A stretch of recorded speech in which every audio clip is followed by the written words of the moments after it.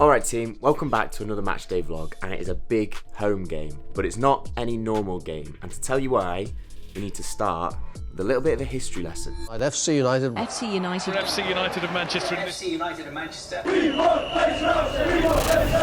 As many of you guys know, the club that I play for, FC United of Manchester, were created back in 2005 by disaffected fans of Manchester United after the club's takeover by the Glazer family. Controversial at the time, many Manchester United fans criticised the breakaway group, but the fans of FC United spoke about their disappointment with the way that modern football was heading, the rise in ticket prices, and the commercialisation of the game. They had criticisms as to the Glazers' motives for owning the club, as protests against the Glazer family grew, especially since the retirement of Sir Alex Ferguson.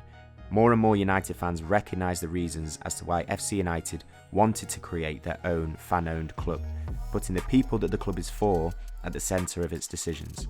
So for today's game, the 1958 group, a United fan collective fighting for affordable ticket prices and United fan culture, organised an anti-Glazer protest in collaboration with FC United, signalling a coordination between the two fan groups which until now has been rare.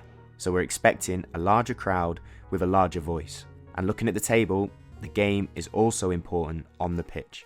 Stockton Town sit 4th in the playoffs and in good form, whilst we are in 11th on the back of some tough results at home. So we're at the ground. It is already busy. There's protests outside, there's cameras around, there's a lot more people than normal. So you can definitely tell that the protests are on. But for us as players, it's just an exciting opportunity. Cool to play in front of a bigger crowd. Cool to be part of a kind of big occasion for both FC United and Man United. And our focus has just got to be on the game itself. So I'm going to get in, I'm going to warm up, get ready for the game.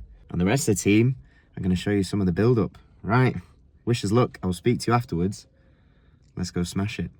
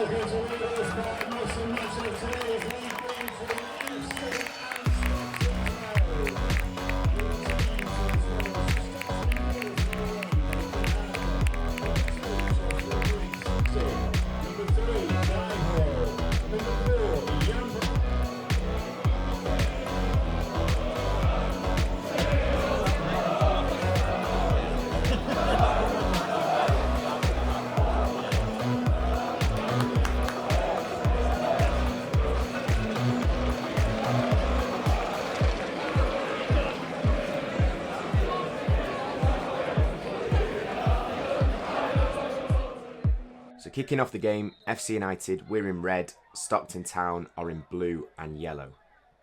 And it was probably the worst possible start to the game. From our own throw-in in the corner, we give the ball away, passed into the box, and the striker shoots between the defender's legs and into the far corner.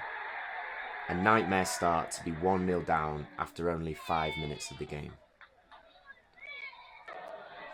But we responded straight away.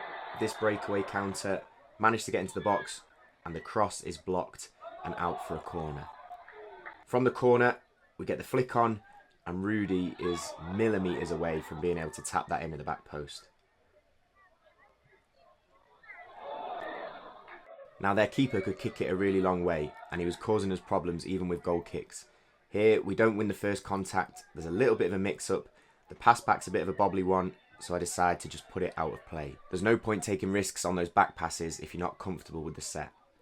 Here, the cross into the box, I managed to judge it on the bounce and collect it before rolling it into centre midfielder to try and start a counter-attack. If you can break lines, especially when an opposition team play with the front two, it's always a good decision to try and find that midfield pass. As you can see, Stockton like to press. Both their strikers were quite good at pressing, quite keen. Here the space is wide, so I tried to clip it into my fullback.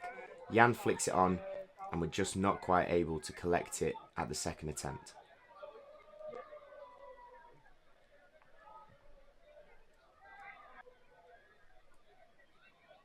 Here, Alf does a really good job to hook it over the top for Jay, who's got some great speed but is just not able to get there in front of the keeper.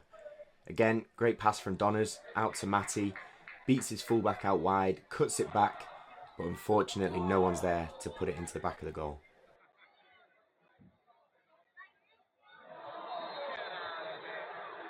Now from their throw-in, you've still got to be ready for those little balls over the top. Both their strikers wanted to run in behind, both had speed, so here my starting position is important, and it's easy to read that pass and come and collect in front of the striker. Another corner, Rudy again really close to getting the connection that he needed. Here another awkward ball over the top, bouncing around the box. They somehow managed to get it through, and thankfully the striker puts his shot wide. Here the goal kick has been set back to me. I can see the space out on my winger, but my pass is just a little bit short. Jan does well to win the flick on, and we're able to gather the ball at the second attempt. Here we give away an awkward free kick just outside the box. I always think free kicks here are really difficult to deal with.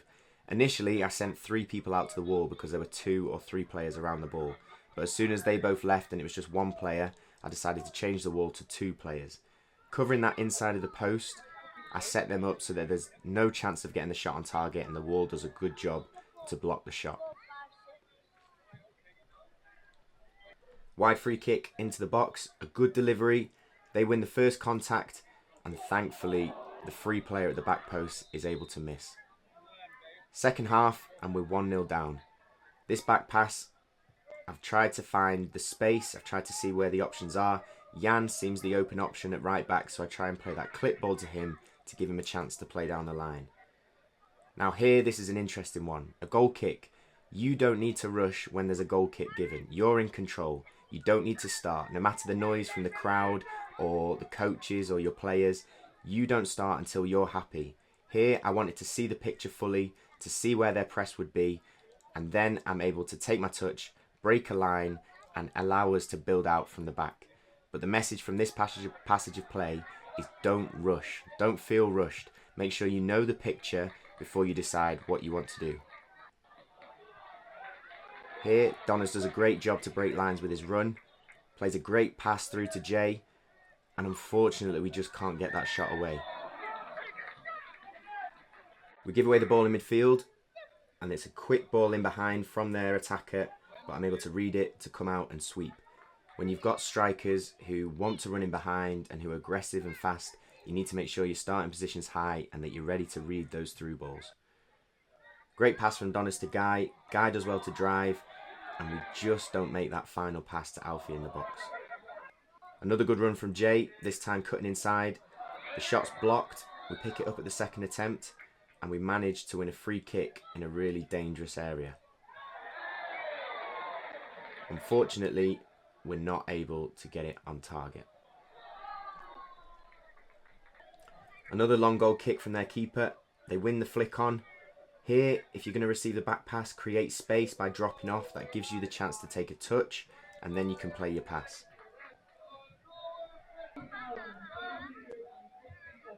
A long ball over the top, bouncing on the edge of the box, always awkward. I come to collect, and their striker gives a nasty little push to my defender, which knocks my feet underneath me and a bit of a heavy landing on my back. Another good run from Jay, good strike. The keeper's behind it well. Long goal kick again, bouncing through. Make sure your starting position's high so that you can come and collect.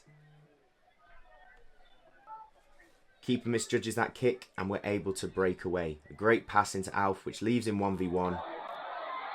But the goalie makes a good save to deny us that equaliser. Breakdown from our corner. Again, create depth, allow for space, and that gives you a chance to find your player with your pass and beat the press. We do well to recycle the ball to the edge of the box. Again, it comes to Jay, but we turn inside and Stockton, in their credit, get back well to defend the situation. And unfortunately, that was it. Very few shots, and we fall to a 1-0 defeat. So overall, a really frustrating 1-0 defeat, and that run of bad form at home continues. We had a brilliant run at home. From October, when I joined the club, we basically made it all the way through till about March without losing a game. And then suddenly in these last 3 games, we've had 3 defeats. These periods do come in a season and you have to ride it out, but it was extremely frustrating that we couldn't produce on the pitch on such a big day for the club. The game was extremely tight, there was very little between the two teams, and it came down to that early goal. And unfortunately, we just weren't able to kick on and create something of our own to at least get a draw. But it's a big stage of the season. We have 5 games left in our league. It's felt like a long season, but we want to finish it as strongly as possible. You don't want to be looking down, you want to be looking up and trying to finish as high as you possibly can in the table and create momentum going into next season. So we've got some massive games, both at home and away. We've got 2 home games left, and as always, we'll bring it here on the channel. But I hope you guys enjoyed the video. If you did, please hit the like button underneath, subscribe if you haven't already, and we will see you in the next one. But take care, look after yourselves, keep smashing your training and your games, and we'll see you in the next one. Speak to you in a bit.